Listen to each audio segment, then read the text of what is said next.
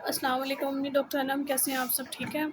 अच्छा, आज का हमारा टॉपिक है, अक्सर पेशेंट्स हमसे पूछते हैं कि जिनको यूट्रस के बहुत सारे मसले मसाइल होते हैं और वो इस चीज़ से परेशान होती हैं कि डॉक्टर साहब अगर हमारी बच्चेदानी को निकाल दिया जाए या यूट्रस रिमूव कर दी जाए तो इससे जो है हमारा वेट गेन हो जाएगा, कमर में दर्द होने लग जाएगी, जिस्म में दर्द होती है, उसके बाद हमारे अंदर कोई ऐसी सलाहियत नहीं रह जानी। तो मैं देखें जो हम स्टेटनी करते हैं यानी बच्चेदानी को निकालते हैं, उसके कुछ रीज़न्स होती हैं और उसकी कई वजूहात होती हैं।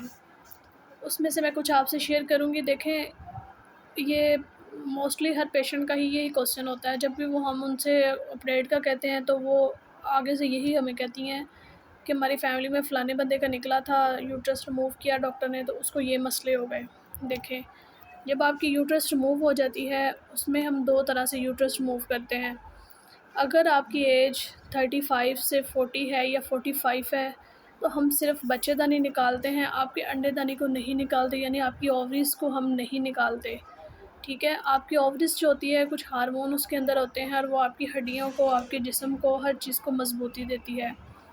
अगर वो भी हम उस कंडीशन में निकालते हैं कि आपको साल से, 2 साल से, ढाई साल से जो है वो मुसलसल ब्लीडिंग हो रही है और कुछ बच्चे आपने पैदा किए होते हैं और उसके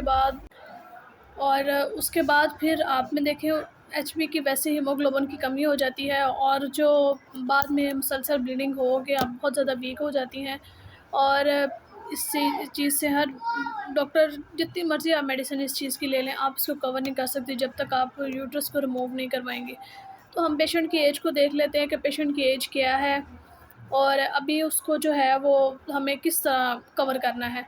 तो फिर अगर 45 साल की एज है, 42 है, 41 है, 40 है, तो हम सिर्फ़ बच्चेदानी निकालेंगे, ओवरीज़ नहीं निकालेंगे। आपका जो है मैरिड लाइफ़ बिल्कुल डिस्टर्ब नहीं होगी उससे, आपकी अंडेदानी जो है वो बिल्कुल ठीक रहेंगी और कोई मसला नहीं होगा।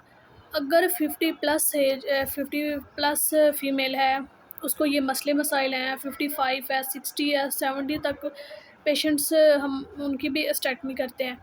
लेकिन उनकी हम बच्चेदानी के साथ-साथ ओवरीज़ भी निकालना हमारी मजबूरी हो जाती है। अगर हम पेशेंट से पहले डिस्कस करते हैं कि देखें अगर ओवरी निकाल देते हैं, यूट्रस निकाल देते हैं तो ओवरी निकालना इसलिए ज़रूरी होता है कि अगर उनके पेशेंट्स के फैमिली में कैंसर की हिस्ट्री होती है, अगर देखें यूट्रस को निकाल देंगे, फैमिली में हिस्ट्री है तो उसके अंदर वो इतनी कैपेसिटी नहीं रह जाती है, तो वो अंदर से ज़ख़म बनना शुरू हो जाएँगे, आप कैंसर की तरफ जाएँगे। तो इससे बेहतर है कि हम बड़े नुकसान में जाएँ, तो हमें ये डिसीजन लेना पड़ता है और हम उनकी फैमिली को अच्छे से बता देते हैं कि हम आपका ये प्रोसीजर करने लगे हैं और ये हमारी भी मजबूरी है और ये करना लाज़मी है। अगर आप लोग नहीं करवाएँगे तो वो उससे कई कॉम्प्लिकेशंस हो जाते हैं। अब क्वेश्चन ये आ जाएगा कि देखें फ़र्स्ट में आपने बताया था कि इस बच्चेदानी को निकालेंगे, ओवरी नहीं निकालेंगे तो बोन्स मज़बूत रहेंगी, हार्मोन रिलीज़ होते रहेंगे।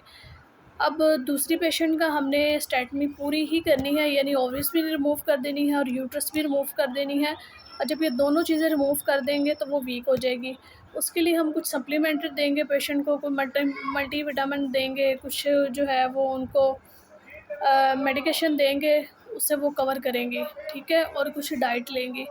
अब स्टेटमी वाले पेशेंट्स को डाइट किस तरह लेनी चाहिए? देखें, एक नेचुरली आपकी बॉडी के अंदर यूट्रस होती है, बॉडी में जितनी भी आपकी हीट होती है या कोई भी ऐसा कोई इशू होता है तो वो आपकी मंथली साइकिल से बॉडी से निकल जाती है। लेकिन अगर 100 बीमारियाँ इससे कम हो जाती हैं, लेकिन अगर ये मसला नहीं है तो फिर उसके लिए आपको अपनी डाइट का ख़्याल रखना होता है, एक्सरसाइज़, वॉक, ये सारी चीज़ें आपको प्रॉपर और टाइम से लेनी होती है, ताकि जो है आप आने वाले नुकसान से बच सकें। Thank you so much. अल्लाह हाफ़िज़।